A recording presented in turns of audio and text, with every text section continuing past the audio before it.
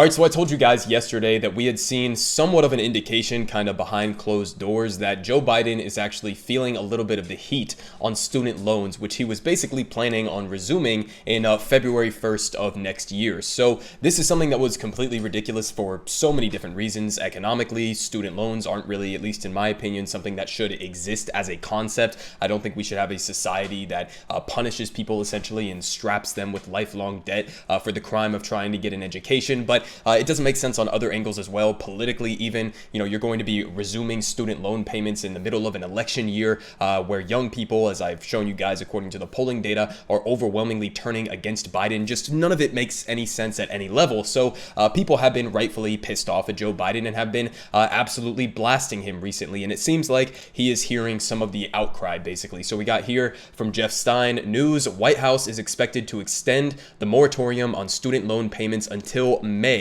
per two sources with knowledge, and comes after pressure from many Democratic lawmakers and obviously the public as well. And just a little bit of details in terms of what he was saying on this. So from the Washington Post, they say the Biden administration, shifting course on a crucial pocketbook issue for millions of adults, announced Wednesday it will extend a pause on federal student loan payments through May 1st as the Omicron variant threatens to hurt the U.S. economy. And President Joe Biden depicted the move as an essential step to help borrowers at a moment of ongoing public health challenges. And until now, the payment was again scheduled to restart on February 1st. And Biden said, quote, "Now, while our jobs recovery is one of the strongest ever, with nearly 6 million jobs added this year, the fewest Americans filing for unemployment in more than 50 years, and overall unemployment at 4.2%, we know that millions of student loan borrowers are still coping with the impacts of the pandemic and need some more time before resuming payments." Well, it's not just that they need some more time, like they need a couple months. No, it's that they cannot pay them,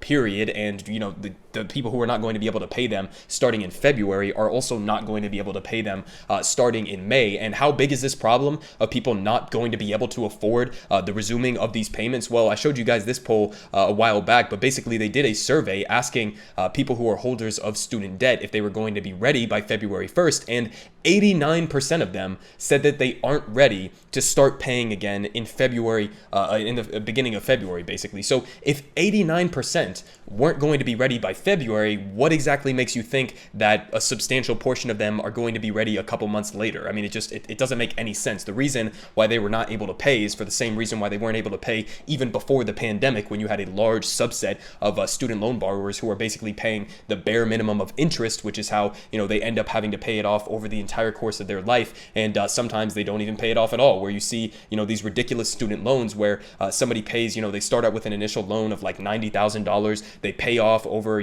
two decades or whatever. They pay off 50,000 of it. And then they find out, oh, I still owe the same $90,000 amount because I haven't actually been cutting into the principal. I've just been paying off the interest. And so the fact of the matter is, listen, if 89% of student loan borrowers weren't ready to start in February, it's going to be at least a majority that still are not ready to start in May. So, you're just kind of shifting the timeline. And again, it doesn't make sense economically, clearly, according to the data. But in addition to that, it also just doesn't make sense because of the things that Biden himself was just talking about here. Is Omicron going to be gone by May? Are we not going to have COVID or the ongoing pandemic and economic consequences by May? That dynamic is not going to change in any substantial way that would shift this number in a meaningful direction. So at the end of the day, the solution is exactly what we've been talking about for a long time here. And it's exactly what Bernie Sanders was saying here. He said, "I applaud President Biden for once again pausing federal student loan payments for 45 million Americans. Now let's cancel it, all of it." And listen, he's 100% right. Cancel it. You can do it through executive order. You don't need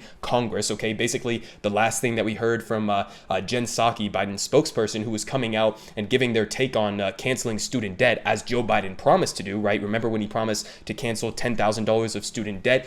He can cancel 100% of it. He can cancel all federally owned student loan debt, but he's basically saying we're deferring to Congress, right? That's what Jen Psaki said. She said, we're waiting for Congress to send a bill to Biden's desk. Well, that's complete bullshit. That's complete nonsense. You don't need Congress in order to cancel this. So you should just do it. And that ties me into kind of my last point here, which is the polling data that I showed you guys recently, where, the mainstream media narrative basically as to why Joe Biden's approval rating has been taking an absolute nosedive recently. They've been trying to pretend as if it's, because he's shifted too far to the left and he's losing a lot of these, older centrist suburban voters, when that's not reflected in the data. And I showed you guys this poll showing that, as they say here at the top, young Americans are souring on Joe Biden. And you see the fall off here amongst basically everyone under the age of 45, but particularly under the age of 30.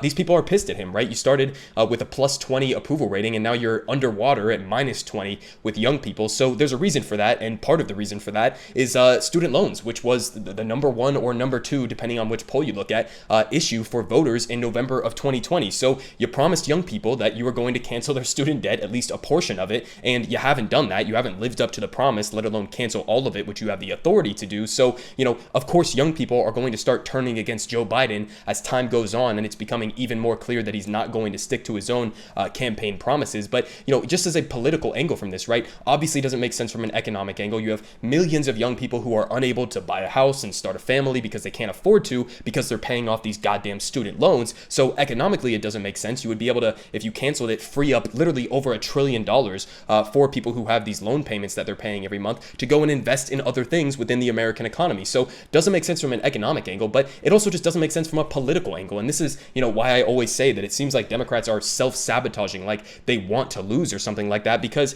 listen, you got a tanking approval rating amongst young people in this country, and you have the authority to completely wipe out their student debt for 45 million people, okay, primarily younger people. So why would you not use that just in terms of purely a political win? It's just, how corrupt do you actually have to be to not see the writing on the wall and know that this could give you an immediate, 5-point, even a 10-point bump in the polls, especially in an election year? So, that same dynamic doesn't even change at all, because one of the points that I was making when he came out and said he was going to resume the payments in February is, listen, you're restarting them in the middle of 2022. You're restarting them right before you're going to go into an election season. How do you think that's going to motivate young people to show up? And, you're not really changing the dynamic of that, right? You're giving people a couple extra months to figure out how to then restart payments, but then you're starting them up in May, which is even closer to the November election. So people are going to be even less motivated to show up, because it's going to be even more so on their mind because it would have just happened. So either you got to completely pause student loan payments